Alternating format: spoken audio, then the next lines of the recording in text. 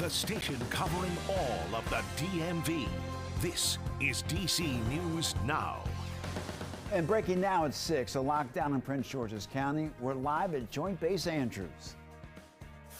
Paints a picture of extensive unethical and illegal behavior occurring throughout the agency. And a major accusation why a D.C. City Council member says one district agency is corrupt.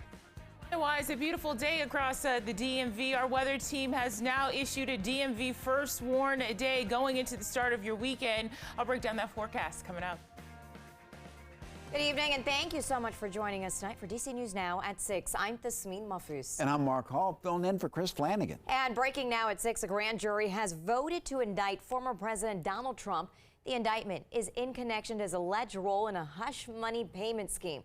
Now, this news just in from our network News Nation, and this indictment will mark the first time in U.S. history that a former president faces criminal charges. The exact charges are still unknown. We'll likely learn more of that in the next couple of days. And this investigation dates back to 2016 when Trump allegedly told his former lawyer, Michael Cohen, to pay off porn star Stormy Daniels. Daniels said she had an affair with Trump, something that he's repeatedly denied. We'll keep you updated. And tonight we're following developing news at Joint Base Andrews in Maryland. Earlier today, the base in Prince George's County was placed on lockdown. The base said that there was a report that someone with a gun was near base housing. And that's where we find DC News Now's Mariel Carbone. She joins us now live. Yeah, and Mariel, what's the latest at this hour?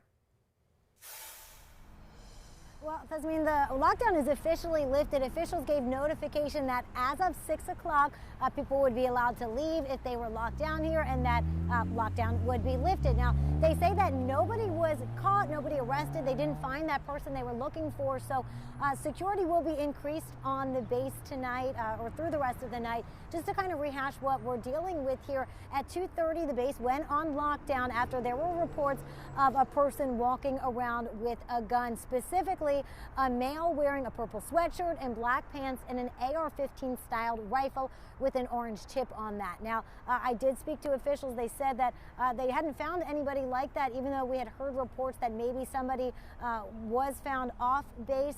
I'm told that that was not accurate and that they are still searching, I guess, at this point. It's going to be turned over to law enforcement now as opposed to the base handling this. They did do a sweep of the base and again didn't find anybody, but this is not the first time that they've been looking for somebody on the base before. Just earlier this year, back in February, an intruder was on the base at base housing, that same area that we're talking about. And at that point, somebody that lived and worked on the base actually shot and fired their gun at that person. So there is a history of people getting onto the base here. And this is one of the most sensitive military bases for the nation. It's home to the fleet of presidential aircraft. Air Force One is here, Marine One, and more. So a big deal when people are getting onto this base that are not supposed to. So again, as of right now, 6 o'clock is when that lockdown was lifting. So it is 6:03 now. The lockdown should be lifted. And again, police did not find anybody, or excuse me, officials did not find anybody on this base, which means this is now a law enforcement investigation. So any other updates will come from them. We'll send it back to you guys now in studio. Reporting live out here at the base, I'm Mariel Carbone, DC News Now. This substantiates what our residents unfortunately already know and experience. This is an agency that is not adhering to its mission. And new tonight, D.C. at-large Councilmember Robert White says that there's a culture of corruption at the district's housing authority. White claims that corruption includes contract steering and illegal voucher distribution. Now, he's calling on D.C.'s Inspector General's office to investigate allegations that the housing authority leader has called isolated incidents. Yeah, our political and government reporter Leonard N. Fleming was at a news conference at White held this morning, and Leonard White says that he's intent on getting to the bottom of this in order to make sure that living conditions are better for people who have been waiting for housing for years now. That's exactly right. Council member White said today that DCHA residents, they deserve better, especially from an agency that is under tremendous federal scrutiny. But Executive Director Brenda Donald said, look, her agency isn't perfect, but it isn't corrupt. These allegations are not simply personnel issues that can be resolved by firing the employees involved or drafting conflict of interest policies and sweeping it under the rug. This is at-large Councilmember Robert White at his own news conference about landlord and contract steering and illegal voucher distribution at D.C.'s Housing Authority. He is chair of the council's Housing Committee. A whistleblower recently tipped off his office to wrongdoing at the troubled agency. When taken with several other internal investigation reports, the Committee on Housing has received from the agency paints a picture of extensive unethical and illegal behavior occurring throughout the agency. Among his chief complaints, a DCHA employee illegally giving vouchers to friends and family at the Rise at Temple Court building and collected fees from applicants is supposed to be used for residents who have been displaced. The evidence suggests that a former DCHA employee who was supposed to oversee providing vouchers to displaced former residents gave those vouchers to friends and family who were not even, some of them, district residents. DCHA Director Brenda Donald pushed back, calling some of these allegations isolated incidents. We take all allegations very seriously, and I have acted on every single issue that has been brought to my attention. Donald says her office has also referred allegations to the Inspector General's office, too. We have zero tolerance policy for fraud, and if we find anything, then we will come after you. This is not widespread corruption throughout this agency. But Keisha McDougall, a DCHA voucher recipient since 2018, begs to differ. It's a culture of apathy.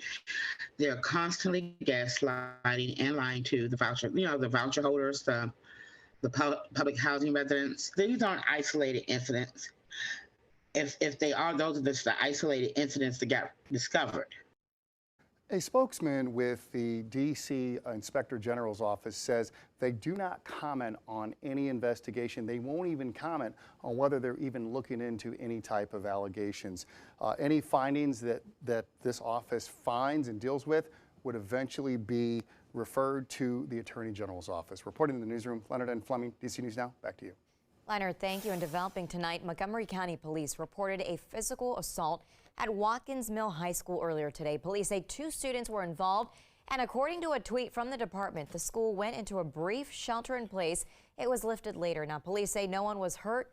They took someone into custody. All right, let's check in with our chief meteorologist, Janessa Webb. Well, Janessa, the baseball season started today. The sun was shining, but I wish it was a little warmer out. You can't have it all, okay? But I think we're going to need kind of the heavier coat one more night, and then we'll kind of transition into some warmer air going into the weekend. We do have high impact weather. It's going to be pretty drastic tomorrow afternoon across the central U.S. So not here in the DMV, but we want to give precaution because a severe weather outbreak is really going to unfold across the Midwest down to the deep south. And unfortunately, it's just 6 to 7 days after we saw that outbreak last week. So it's an unfortunate situation. We'll keep you updated on that. But let's take a look at what's happening outside right now. You can see the sun starting to set, but it was just a wonderful day. The breeze is starting to let up across the DMV. The only complaint today, as Mark said, temperatures are a little bit cooler. DC metro area back in the lower 50s, 57 for Culpeper, into Fredericksburg, almost touching 60. So we're still above average for this time of year. But look at Westminster. You're struggling this afternoon, 49 degrees currently. So overnight lows are going to pick up into the middle to upper 30s tonight. So no freeze watches or warnings are going to be an issue. But the clear skies, there's little insulation out there. And so it's definitely going to be a chilly feel. Hey, there's my old fashioned friend, high pressure. It wants to give way tonight and make its way into the Atlantic. That warm front is lifting to the north. You can start to see this boundary of moisture. It's happening out towards the Midwest, and it will continue to really rev up as we go into the next 24 hours. Let's plan your evening here. 7 o'clock, still in the 50s. By that midnight hour, 42 degrees. I have pulled the cord to issue a DMV first warn day for the start of your weekend. Hey, what does that look like, and how does it impact your full weekend, Saturday into Sunday? We'll take a look at that forecast coming up. I love that. It was such a fun day for opening day at Nats Park today. It really is. And, it was the first game of the regular season. The Washington Nationals hosting the Atlanta Braves. DC News Now sports director Derek Forrest joins us now in studio. Yeah, and Derek, you were at the park before the game started, and you could just feel the buzz and excitement in the air. Yeah, and it was fun because I was there. No, opening day is always an exciting time of year, and it was a lot of fun today. It brings a ton of excitement for both fans and the players. It's the start of a new beginning, and with it, optimism for the season. Now, it wasn't the greatest start for the Nationals on opening day, though, dropping the game 7-2 to the Atlanta Braves. Brandy Flores, though, was at Nationals Park and is there now with more. Brandy? Hey, Derek. Yeah, obviously not an ideal start to the season, but this is just game 1 of 162, so they're going to have to shake out some kinks. However, there were some bright spots of today. Of course, opening day, lots of excitement, getting to turn the page, and most importantly, ahead of the game, they honored the late owner, Ted Lerner. They put his name in the Ring of Honor at Nats Park and unveiled it in front of all the fans, and it was just a really special moment. Also, Joey Meneses doing well at the plate, 2 for 5, getting his first RBI, and Victor Robles out in center field, making 2 very good plays against the sun that was absolutely brutal, as you can imagine, for a 1 p.m. start. It was right in the way. However, even if there's certain players on the team doing well, as you mentioned, Derek, they didn't get the win. So now they are back to the drawing board, and with all the young players they have making their first MLB opening day starts, they had to they were a little bit nervous, but the end goal is going to be to win. I'll tell you now, they were a little bit nervous. I was nervous. I mean, it's part of it. So we get the bugs out of the way, like I said, and we come back Saturday and play baseball. Opening day aquí en la casa. Feels great to have opening day here at home and feel the support from the fans. It's a great blessing. However, we just need to find a way to win. No one on this team is going to feel good when we fight and don't come up with the win, because it's all about winning the game. Yeah, so they'll be able to get a chance to bounce back after this. They're going to be back hosting the Braves at 4 p.m. on Saturday. But at the end of the day, baseball is back. And like we said, game 1 of 162. So, Derek, there is plenty of time to make up that ground. Until then, reporting live from Nationals Park, I'm Brandy Flores. Back to you guys. And it seems like baseball is going to be even more fun to watch now with the new rule with the pitch clock violation. Yeah, because it's just a little bit faster. And over spring training, the games had sped up to about a half hour. It went from 3 hours on average to about 2.5, because you get 15 seconds in between each pitch if there's no one on base and 20 seconds if there is someone on base. Do you support that? Yeah, I'm fine with it. I mean, as an old school baseball guy, I mean, it'd be nice to not have it in effect right now, but I get it for the average fan. You want to see a quicker pace and more action. We're all about that. All right, thank you so much, Derek. Appreciate you.